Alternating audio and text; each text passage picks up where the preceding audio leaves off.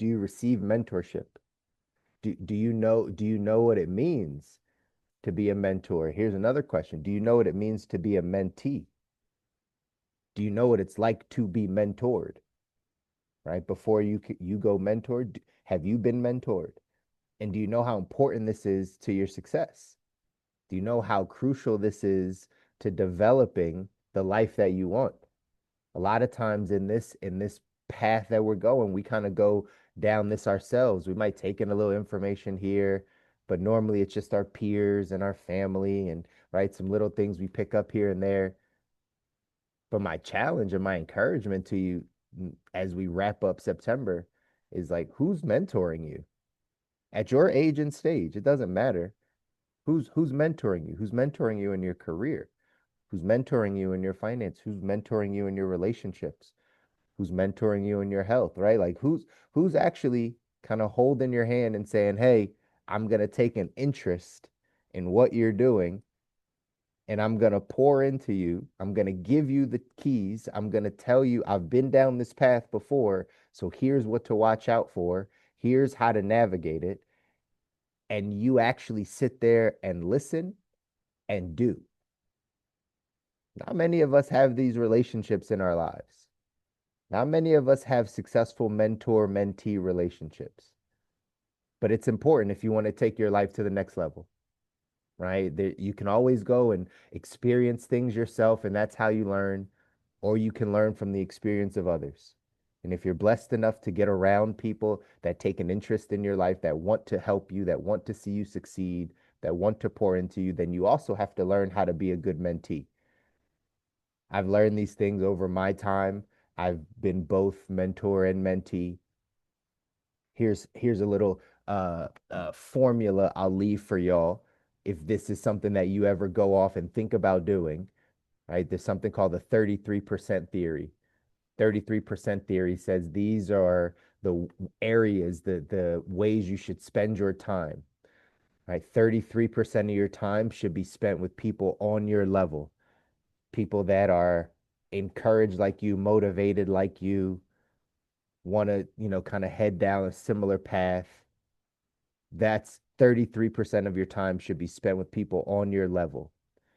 The other 33% of your time should be spent with people that you're trying to pull up, you're trying to mentor.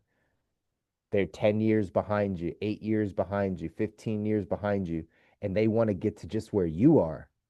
You have knowledge and information that can help pull them up. You should be spending 33% of your time with them. And then you should be spending the other 33% of your time with people that are actively pulling you up, that are actively pouring into you. They're 10 years, 15 years, you're a senior, and they're pulling you up. They're saying, no, here's how you get to this place. If you have that 33% well-rounded people that are on your level, people that you're pulling up and people that are pulling you up, will be a well-rounded mentor and mentee. When that's an unbalanced, when maybe you spend all your time with people on your level and you never pull other people up and you never get pulled up, well, you're going to just stay at that level. It doesn't keep you well-rounded, right? If you spend too much time just trying to pull people up but have nobody pulling you up, you're going to get depleted. No one's pouring into you. You're just pouring out for everybody, but no one's pouring into you.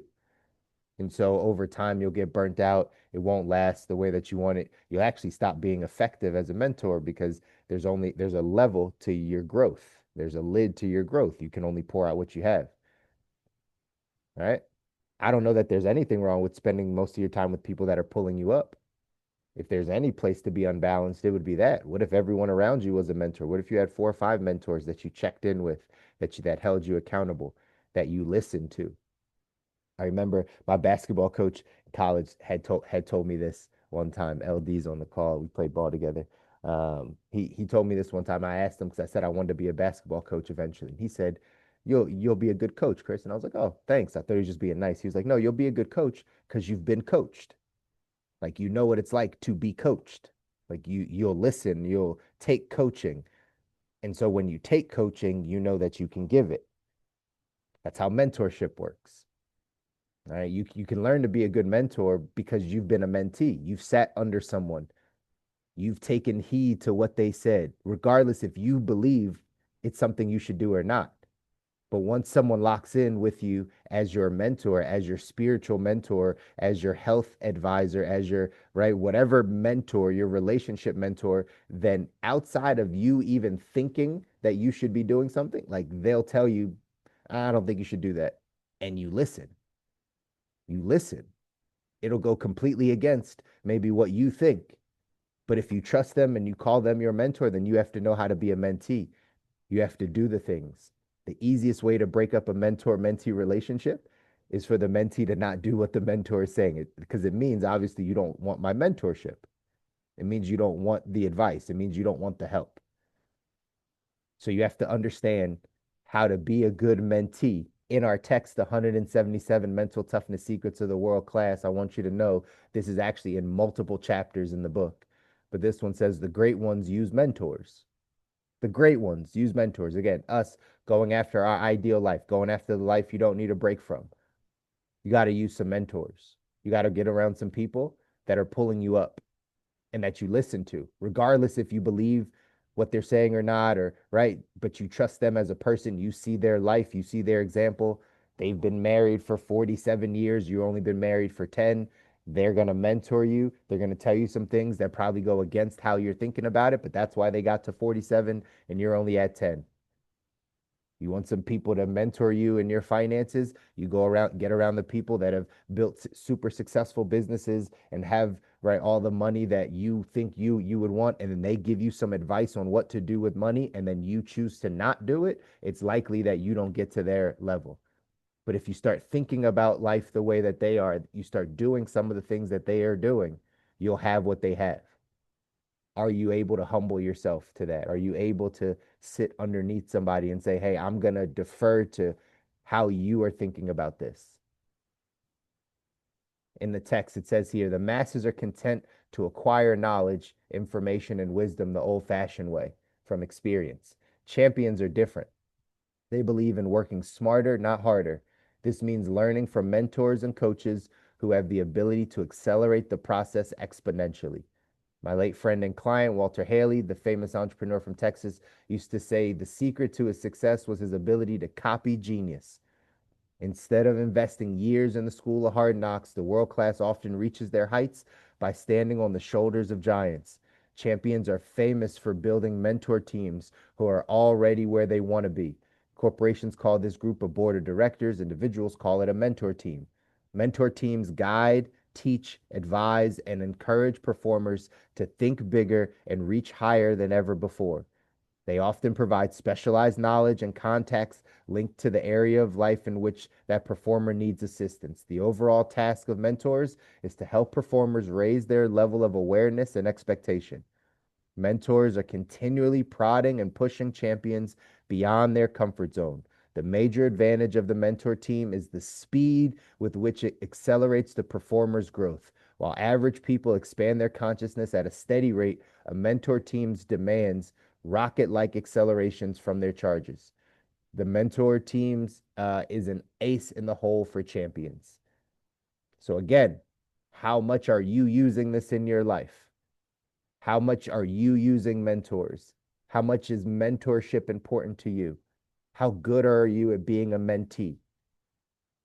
How good are you at seeking out people that are doing things better than you? And instead of competing, instead of being envious, asking them what they did, getting close to them.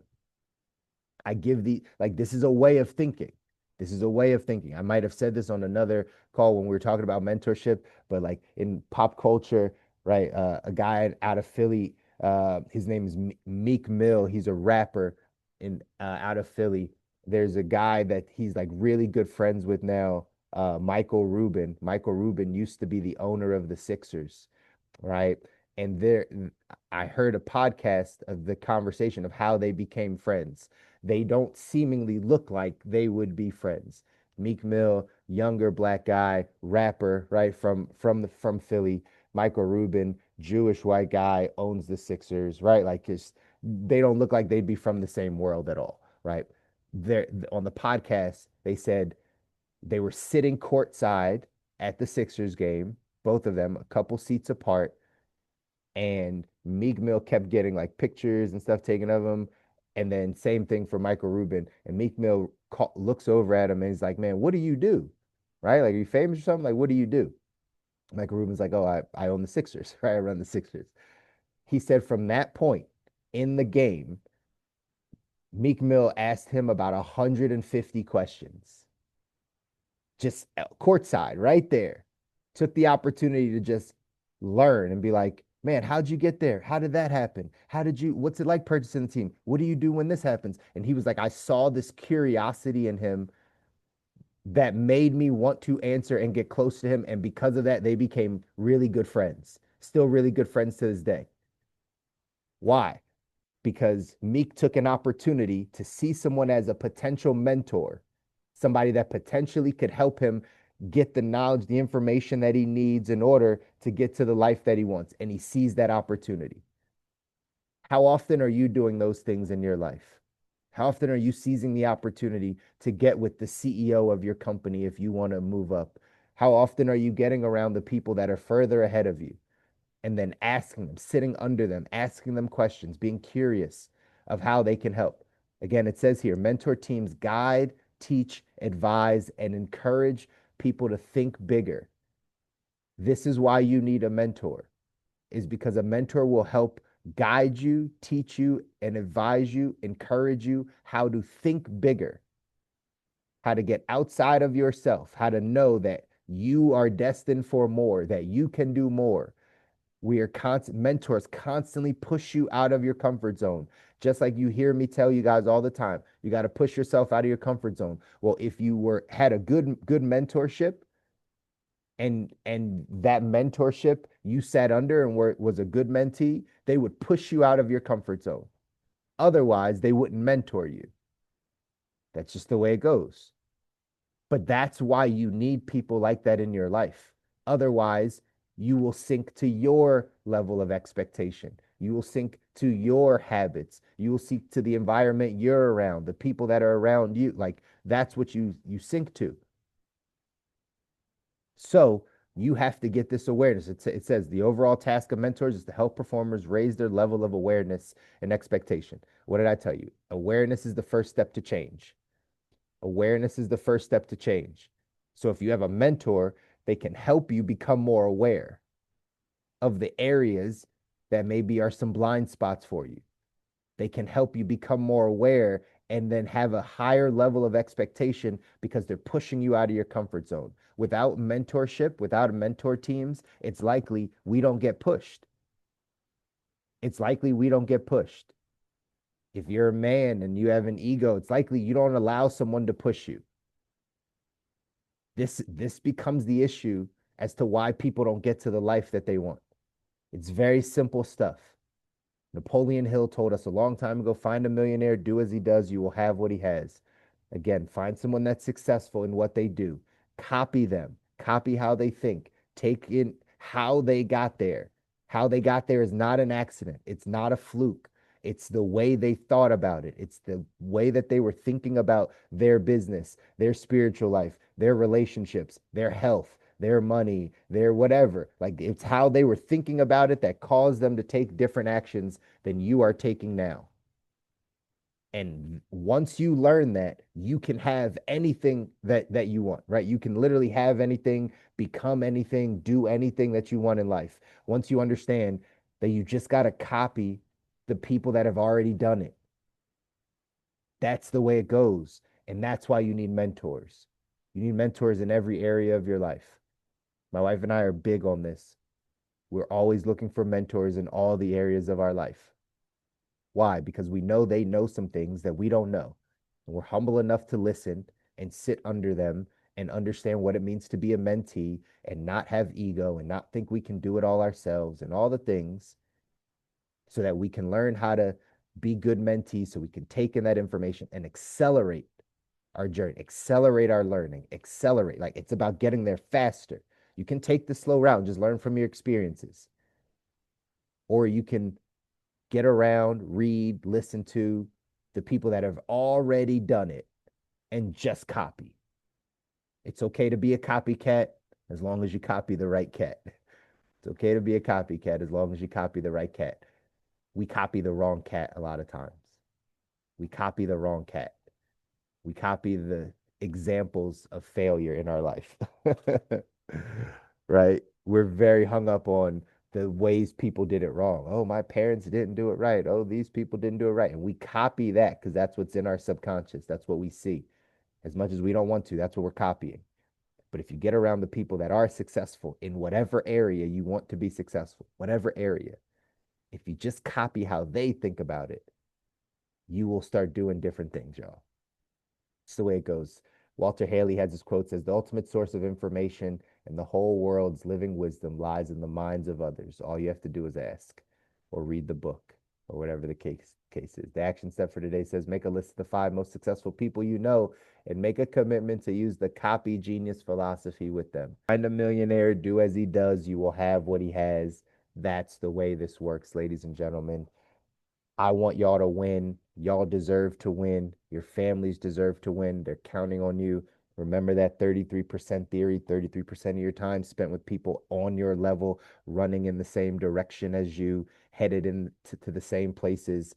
33% of your time should be spent pulling people up to your level. I know you're not where you want to be, but someone's dying to be where you are, to have the information you have, the resources you have. So spend some time pulling some people up and then spend some time getting pulled up. Get around the people that are ahead of you, 10 years, 15 years, 20 years your senior, doing better, having longevity, whatever the things are that you're looking for, and then get around them and let them pour into you. Be a good mentee.